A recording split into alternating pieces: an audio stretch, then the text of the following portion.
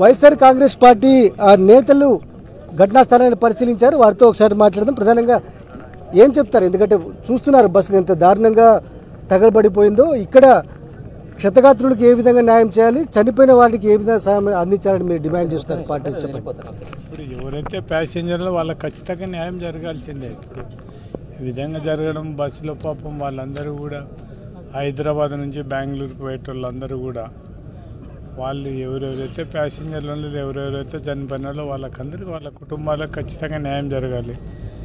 వీళ్ళు ప్రభుత్వం నుంచి న్యాయం చేస్తారా లేకుంటే ఈ బస్సు వాళ్ళ నుంచి ట్రావెలర్స్ నుంచి న్యాయం చేస్తారనేది ఖచ్చితంగా ఆ కుటుంబాలకు ఖచ్చితంగా న్యాయం జరగాలి.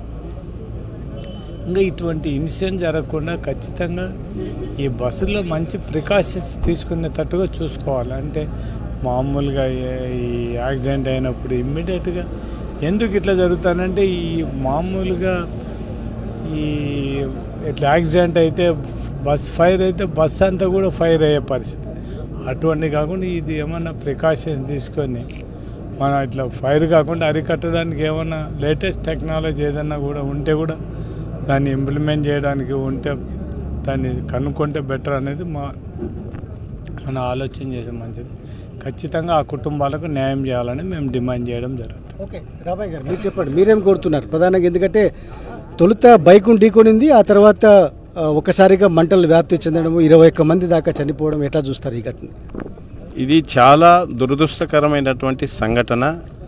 చనిపోయిన కుటుంబాలు ఎవరైతే ఉన్నాయో వారికి వైఎస్ఆర్సీ పార్టీ తరఫున ప్రగాఢ సానుభూతి తెలియజేస్తూ ఆ కుటుంబాలన్నిటిని కూడా ఖచ్చితంగా గవర్నమెంట్ తక్షణం ఇప్పుడు వచ్చినారు అన్నారు, హోమ్ మినిస్టర్ గారు వచ్చినారు, డీజీపీ గారు వచ్చినారు, వాళ్ళకి ఏం సహాయం అందజేస్తారనేది తక్షణం ప్రకటించాలి. ఎందుకంటే కుటుంబాలు ఎంతో హైదరాబాద్ నుంచి బెంగళూరు అంటే అంత ఉన్నత వర్గాలు ఉంటాయి, రకరకాల ఉద్యోగస్తులు, కుటుంబం మీద ఆధారపడినటువంటి వ్యక్తులు ఉంటారు, నిరుద్యోగులు ఉంటారు. వాళ్ళకందరికి కూడా ఖచ్చితంగా నేను అనుకోవటం ఇమీడియట్గా 1 కోటి రూపాయలన్నా చనిపోయిన వాళ్ళకు ఒక్కొక్కరికి 1 కోటి రూపాయలన్నా ప్రకటించాలా. వాళ్ళ ఇంట్లో వాళ్ళు ఇంకెవరన్నా నిరుద్యోగులు ఉంటే వాళ్ళని ఆదుకోవాలా. సో ఇది తక్షణం చేయాల్సినటువంటి పని. రెండోది ఏంటంటే ఈ బస్సులు ఒక్కదానికి పర్మిషన్ పెట్టి 4 బస్సులు తిప్పేటువంటి పరిస్థితి ఇవాళ కనపడుతుంది. అది ఆ డిపార్ట్మెంటును యాక్షన్ తీసుకున్నట్టు ఖచ్చితంగా క్షుణ్ణంగా పరిశీలన చేసేటట్టు ఆ ఫిట్నెస్ సర్టిఫికేట్ ఉందా లేదా, తర్వాత బస్సుకు పర్మిషన్ ఉందా లేదా, ఇల్లు ఏ రకంగా అంటే స్పీడ్ లిమిట్ ఒకటి విపరీతమైన ఎక్కువ ట్రిప్పులు వేయాలన్నట్టుగా విపరీతమైన స్పీడ్ పోవటం వల్ల కూడా ఇట్లాంటి యాక్సిడెంట్లకు కారణమవుతున్నాయి. సో ఇప్పుడు నమ్మే అమాయకమైనటువంటి ప్రజలు తెల్లారి లేచే వరకే ఇంత విషాద ఘటన వినాల్సి వస్తుంది. దీనికి పూర్తి స్థాయిలో మేమేమంటున్నామంటే ఇది గవర్నమెంట్ నిర్లక్ష్యం కూడా ఉంది ఇందులో. ఎందుకంటున్నామంటే వాళ్ళు బాగా పరిశీలన చేసి పంపించి డ్రైవర్ను టెస్ట్ చేయాలా, బస్సు కండిషన్ టెస్ట్ చేయాలా, బస్సు పర్మిట్లను చూడాలా, వీటన్నిటిని చూసినాకనే అలో చేయాలా. ప్రజల ప్రాణాలతో చెలగాట ఆడటం మంచి పద్ధతి కాదని సంగతి తెలియజేస్తున్నాం. తక్షణం ఇప్పుడే ఎవరైతే చనిపోయినారో వాళ్లకు నష్టపరిహారం కట్టియాలా. తర్వాత హాస్పిటల్లో ఎవరైతే ఉన్నారో వారికి అందరికీ మెరుగైన వైద్యం అందించాలని చెప్పేసి కోరుకుంటున్నాం. మేడం మీరేం చెప్తారు? ప్రధానంగా చూస్తున్నారు కదా ఘటనా స్థలిని, పెను విషాదం చోటు చేసుకుంది, బాడీలు కూడా పూర్తి స్థాయిలో కాలిపోయి ఇక్కడే పోస్ట్ మార్టం కూడా చేస్తున్నారు. నిజంగా ఈరోజు పొద్దున్నే ఈ వార్త వినడం అనేది చాలా దురదృష్టకరం, చాలా బాధాకరము. ఎందుకంటే ఇప్పుడు బస్సెస్కి పర్మిషన్స్, ఇప్పుడు మేయర్ గారు చెప్పినట్లు ఇట్లా ఒక బస్సును పెట్టి 4 బస్సులు నడుపుతూ ఉన్నారని చెప్పారు. ఈ విధంగా ప్రభుత్వం ఇటువంటివి అరికట్టేలా చేయాలి.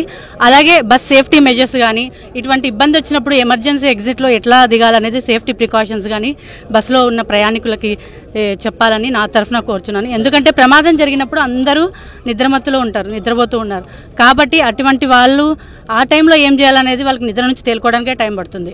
ఆ టైం ఏం చేయాలనేది వాళ్ళకి అర్థం కాదు. కాబట్టి సేఫ్టీ మెజర్స్ ఇటువంటి టైంలో ఎట్లా పోవాలనేది బస్సు యాజమాన్యం కానీ బస్సు వాళ్ళు కానీ చెప్తే బాగుంటుందని నా ఉద్దేశం.